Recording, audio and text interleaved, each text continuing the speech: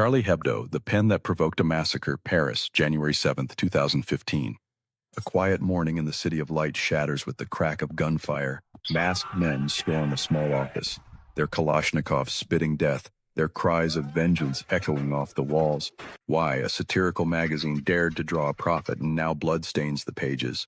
Who were these killers? What drove them to slaughter cartoonists in broad daylight? And how did a single cartoon ignite a global firestorm over free speech and faith? Step behind the veil with me as we unravel the chilling tale of the Charlie Hebdo attack, a story of audacity, carnage, and a world forced to confront its deepest divides. The day the ink ran Reddit was just another editorial meeting at Charlie Hebdo, a scrappy, irreverent French magazine known for its biting cartoons. At 11:30 a.m., two brothers, Saeed and Sharif Kouachi, burst into the office at 10 Rue Nicolas Appert, clad in black tactical gear. "Allahu Akbar," they shouted, unloading automatic rifles on the stunned staff. In minutes, 12 lay dead, cartoonists like Kabu, Walensky, and editor Stéphane Charbonnier, whose fearless pens had mocked everyone from politicians to prophets. 8 others were wounded, some crawling under desks, pleading for mercy that never came. The attackers fled, leaving behind a scene of carnage and a nation in shock. But why Charlie Hebdo? The magazine had been a lightning rod for years, its caricatures of the Prophet Muhammad sparking fury in some Muslim communities. A 2006 cartoon reprint from Denmark's Jyllands-Posten and later original depictions had earned death threats and a 2011 firebombing. Charb, defiant, once said, "I'd rather die standing than live on my knees." The Kouachis, radicalized French-Algerian brothers, took that defiance as a challenge, their attack a meticulously planned act of retribution, inspired by al-Qaeda in the Arabian Peninsula, AKP. The killers, a trail of radicalization. The Kouachi brothers weren't lone wolves. They were products of a simmering extremist underworld. Sharif, 32, a former pizza delivery man, had been radicalized in the early 2000s through Paris's Buttes Chaumont network, a jihadist recruiting hub. He idolized figures like Abu Musab al-Zarqawi and trained in Yemen with ACAP, learning bomb-making and guerrilla tactics. Said, 34, quieter but equally devoted, joined his brother's cause. Their weapons? AK-47s and an RPG launcher smuggled from Europe's black market.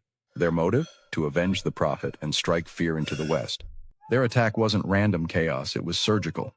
They knew Charlie Hebdo's address, after hitting the wrong building first, had insider details on the staff meeting, and executed their plan with chilling precision. Sensational detail.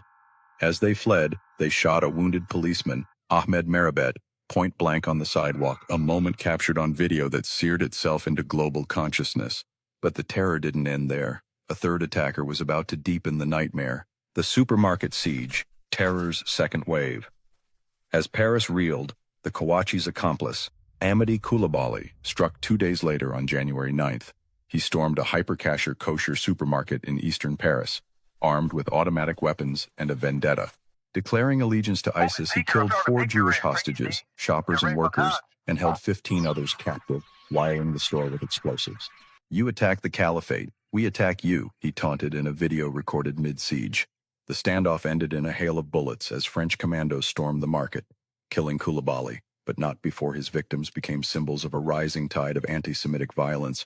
Koulibaly's connection to the Kouachis, his wife, Hayat Boumediene, a radicalized accomplice who fled to Syria, and a shared ideology linking AKP and ISIS. The trio's coordinated attacks, Charlie Hebdo for blasphemy, Hypercacher for anti-Jewish hatred, exposed France's vulnerability.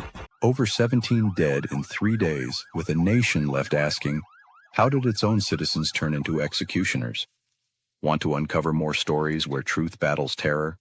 Hit that subscribe button on @Behind Veil Truths at http://www.youtube.com. Behind Veil Truths. We dig into the shadows, exposing the secrets that shape our world. The Manhunt. A city under siege. The Kouachis didn't vanish quietly. After the Charlie Hebdo attack, they carjacked a vehicle, sparking a 48-hour manhunt across northern France.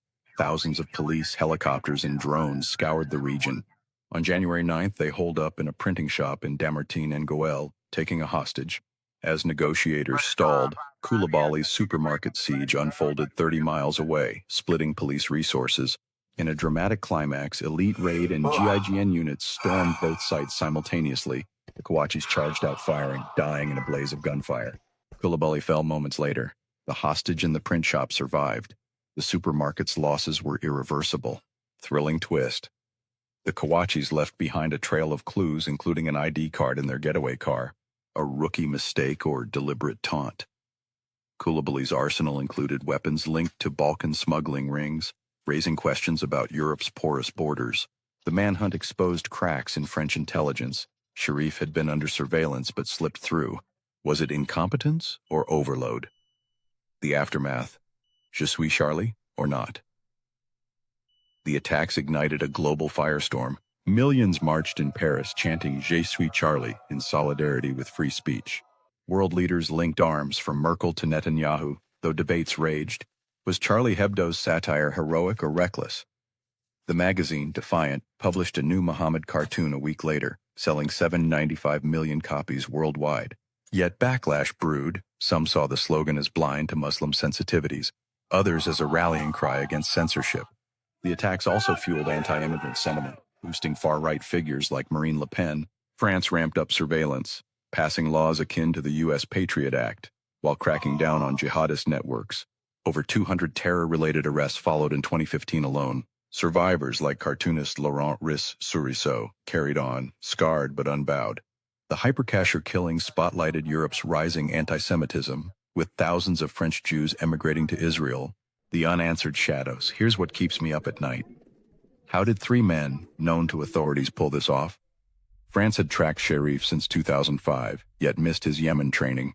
Were there more accomplices? Boumediene remains at large, possibly in ISIS territory. And what of the deeper clash? Free speech versus sacred beliefs. The Charlie Hebdo attack wasn't just a massacre, it was a mirror, forcing us to face the fault lines of our world. This is just the start of the truths we uncover at Behind Veiled Truths. From Paris to the shadows of global terror, we chase the stories that burn. Subscribe now at https://youtube.com/lat Behind Veiled Truths and tell us in the comments, what's the next mystery you want us to crack? The Bataclan, the nice truck attack, the veil is thin, and the truth is waiting. Join the hunt.